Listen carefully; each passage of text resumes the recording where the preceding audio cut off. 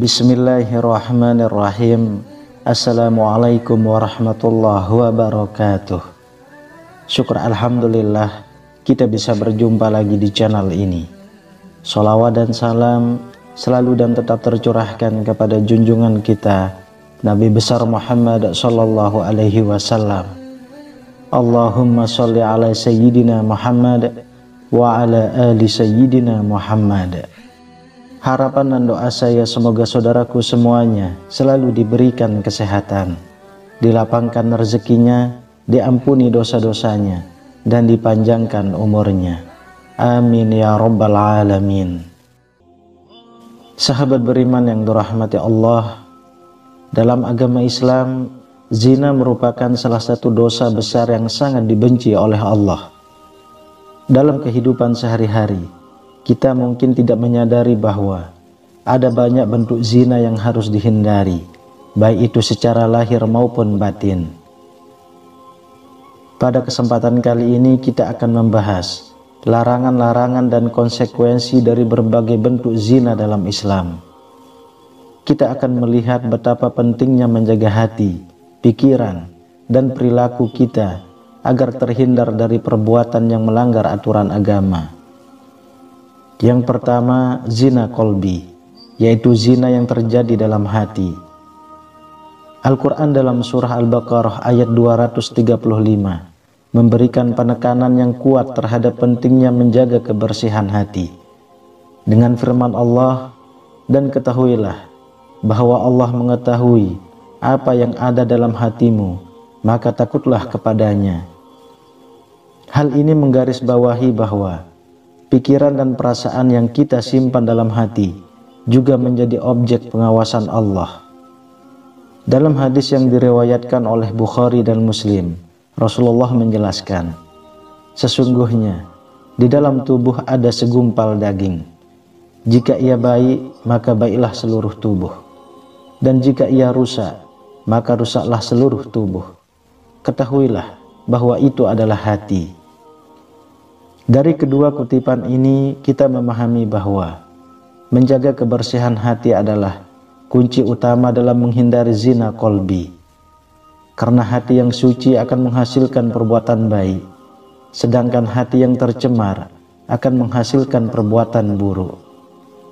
Dengan demikian, pemahaman tentang zina kolbi menjadi pondasi penting dalam memahami zina dalam Islam secara menyeluruh. Hal ini mengingatkan kita akan pentingnya menjaga kebersihan hati dan menjauhkan diri dari pemikiran-pemikiran yang dapat membawa pada perbuatan dosa. Yang kedua, zina al-lamam, zina yang terjadi melalui pandangan mata. Al-Quran dalam surah An-Nur ayat 30 menegaskan pentingnya pandangan. Dengan firman Allah, katakanlah kepada orang laki-laki yang beriman, hendaklah mereka menahan pandangannya dan memelihara kemaluannya, dan demikian itu adalah lebih suci bagi mereka. Ayat ini menegaskan bahwa menjaga pandangan mata merupakan bagian dari kesucian yang dianjurkan oleh Allah bagi orang-orang yang beriman. Dalam hadis yang diriwayatkan oleh Imam Al-Hakim, Rasulullah menjelaskan bahwa pandangan adalah salah satu sarana dari banyaknya sarana-sarana iblis untuk menyesatkan manusia. Rasulullah juga menekankan bahwa meninggalkan pandangan yang tidak senonoh karena takut kepada Allah akan mendatangkan keimanan yang manis dalam hati seseorang. Dari kutipan Al-Quran dan hadis di atas, kita memahami bahwa menjaga pandangan mata merupakan bagian integral dari menjauhi zina dalam Islam. Pandangan yang tidak senonoh dapat membawa seseorang pada dosa zina, baik secara langsung maupun tidak langsung. Oleh karena itu, kesadaran akan pentingnya menjaga pandangan mata menjadi kunci dalam upaya menghindari tergelincirnya diri ke dalam perbuatan yang tidak diinginkan. Yang ketiga, mari kita telaah zina lisan, yang merupakan zina yang terjadi melalui ucapan. Al-Quran dalam surah Al-Isra ayat 53 menegaskan pentingnya menggunakan kata-kata yang baik dan benar. Dengan firman Allah, "Dan katakanlah kepada hamba-hambaku, hendaklah mereka mengucapkan perkataan yang lebih baik." Ayat ini mengajarkan kepada umat Islam untuk senantiasa menggunakan ucapan yang baik, yang sesuai dengan ajaran agama dan norma-norma sosial. Dalam hadis yang diriwayatkan oleh Bukhari dan Muslim, Rasulullah memberikan arahan yang sangat jelas mengenai pentingnya berbicara dengan baik. Dengan sabda beliau, "Barang siapa yang beriman kepada Allah dan hari akhir, hendaklah berkata yang baik atau diam." Dari kutipan Al-Quran dan hadis di atas, kita memahami bahwa zina lisan atau dosa yang terjadi melalui ucapan yang tidak senonoh atau menyakitkan sangat ditegaskan dalam ajaran Islam. Ucapan yang buruk dapat menyebabkan kerusakan yang besar, baik pada diri sendiri maupun pada orang lain. Oleh karena itu, penting bagi umat Islam untuk senantiasa berhati-hati dalam menggunakan kata-kata serta menjaga ucapan agar selaras dengan nilai-nilai Islam. Yang keempat, kita akan membahas zina telinga, yaitu dosa yang terjadi melalui mendengarkan hal-hal yang diharamkan. Al-Quran dalam surah Al-Hajj ayat 30 menasihati umat manusia untuk menjauhi perkataan dusta. Dengan firman Allah, "Dan jauhilah perkataan yang dusta." Ayat ini mengingatkan kita bahwa tidak hanya ucapan kita yang harus dijaga, tetapi juga hal-hal yang kita dengarkan. Hadis yang diriwayatkan oleh Imam Muslim juga memperkuat hal ini dengan menyatakan, "Akan ada nanti di antara umatku orang-orang yang duduk-duduk berbincang dengan hal-hal yang diharamkan."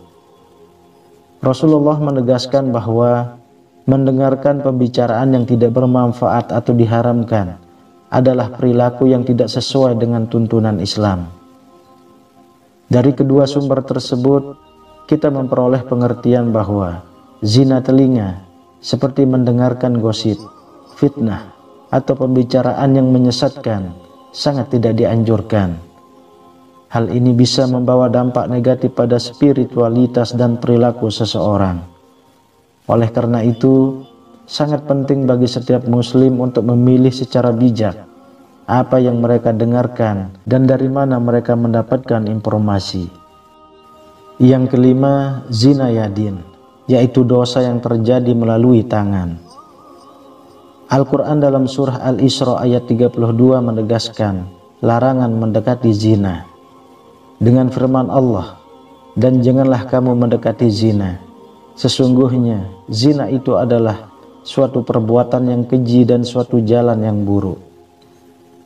Ayat ini menegaskan larangan tegas terhadap tindakan zina, termasuk melalui sentuhan fisik. Hadis yang diriwayatkan oleh Imam Muslim juga memberikan penegasan mengenai zina yang dilakukan melalui tangan. Dengan sabda Rasulullah, "Dua tangan juga melakukan zina dan zinanya adalah sentuhan." Dari kedua sumber tersebut, kita memahami bahwa tindakan zina yang dilakukan melalui tangan, seperti menyentuh lawan jenis tanpa hak atau melakukan tindakan fisik yang tidak senonoh, sangat dilarang dalam Islam. Hal ini menggarisbawahi pentingnya menjaga kebersihan tindakan fisik dan menghindari perbuatan yang dapat membawa pada dosa zina. Yang keenam, zina kaki, yaitu dosa yang terjadi melalui langkah-langkah yang menuju tempat yang haram. Al-Quran dalam surah Al-Baqarah ayat 168 mengingatkan umat manusia untuk tidak mengikuti langkah-langkah setan. Dengan firman Allah, "Dan janganlah kamu mengikuti langkah-langkah setan. Sesungguhnya setan itu musuh yang nyata bagimu." Ayat ini menegaskan pentingnya menjauhi segala hal yang dapat membawa pada perbuatan dosa dan maksiat. Hadis yang diriwayatkan oleh Imam Muslim juga mengingatkan kita akan bahaya zina yang dilakukan melalui langkah-langkah menuju tempat maksiat. Dengan sabda Rasulullah, dua kaki juga melakukan zina, dan zinanya adalah berjalan menuju tempat maksiat. Dari kedua sumber tersebut, kita memahami bahwa langkah-langkah yang menuju tempat yang haram atau melakukan perjalanan untuk melakukan dosa adalah perbuatan yang sangat tidak dianjurkan dalam Islam. Hal ini menunjukkan pentingnya menjaga kebersihan dan kehormatan langkah kita, serta menjauhi segala bentuk perbuatan yang dapat membawa pada dosa. Ketujuh, zina al-lamam, yaitu zina yang sebenarnya dilakukan dengan kemaluan. Al-Quran dalam surah Al-Furqan ayat 68 mengutuk perbuatan zina dengan tegas dengan firman Allah, dan orang-orang yang tidak menyembah Tuhan yang lain beserta Allah dan tidak membunuh jiwa yang diharamkan Allah kecuali dengan alasan yang benar dan tidak berzina. Ayat ini menegaskan bahwa perbuatan zina adalah dosa besar yang harus dihindari oleh setiap muslim. Dalam hadis yang diriwayatkan oleh Bukhari dan Muslim, Rasulullah juga memperingatkan bahwa iman seseorang tidak berada dalam keadaan sempurna saat ia melakukan perbuatan zina.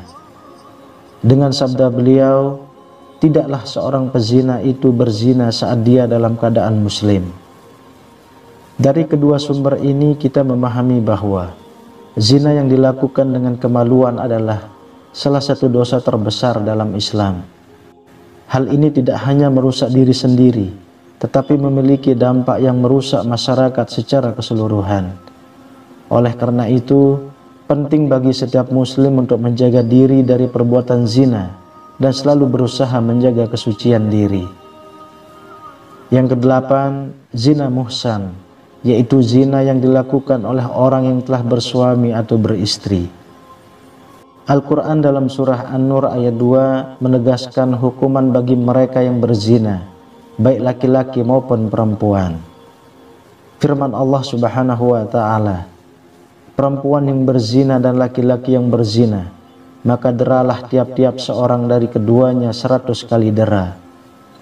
Dari ayat ini menunjukkan bahwa zina adalah dosa yang sangat serius dalam Islam dan dikenai hukuman yang berat.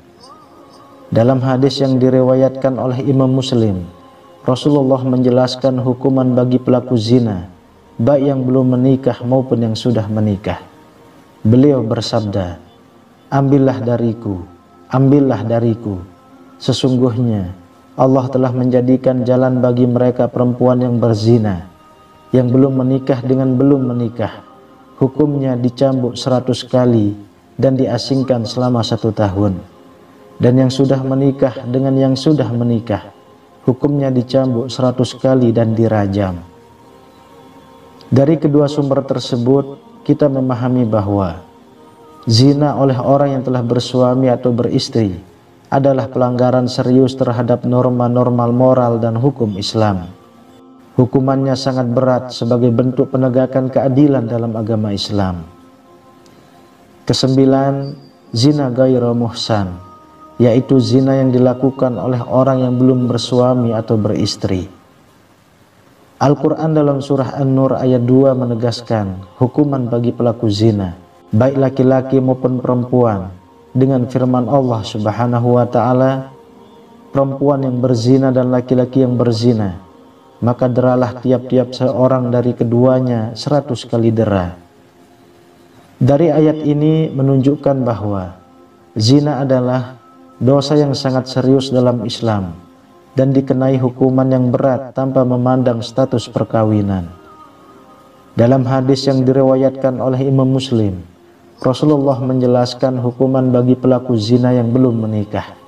Beliau bersabda, ambillah dariku, sesungguhnya Allah telah menjadikan jalan bagi mereka perempuan yang berzina, yang belum menikah dengan yang belum menikah, hukumnya dicambuk 100 kali dan diasingkan selama 1 tahun.